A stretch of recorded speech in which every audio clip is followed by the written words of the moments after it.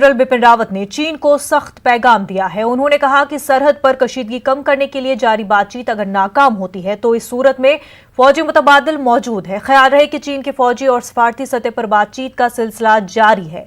कशीदगी कम करने के लिए कई दौर की बातचीत भी हो चुकी है। चीन के फौजी अभी भी फिंगर 5 पर मौजूद है।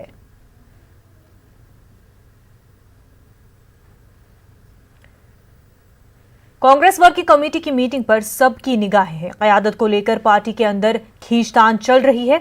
इस मीटिंग में तंजीम की क़यादत पर गौर खौज किया जाएगा। कांग्रेस के आला तंजीमी इदारे की इस मीटिंग में 48 अरकान शिरकत करेंगे।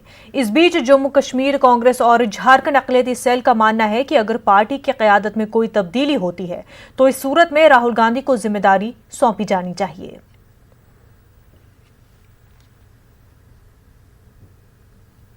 कांग्रेस की अबूरी सदर सोनिया गांधी ने वर्किंग कमेटी की मीटिंग में इस्तीफे की पेशकश की है, जिसके बाद साबिक वज़ीर-ए-आज़म मनमोहन सिंह और साबिक वज़ीर दिफा एंटनी ने उनसे ओहदे पर बने रहने की ख्वाहिश की है।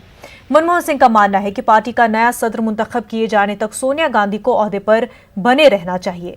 राहुल गांधी ने भी सोनिया गांधी से फैसले पर नजरसानी करने की अपील की है। ज़राए के मुताबिक कांग्रेस के इक़्तिदार वाली रियासतों के वज़ीर आला ने भी सोनिया गांधी से ओहदे पर बने रहने की मांग की है।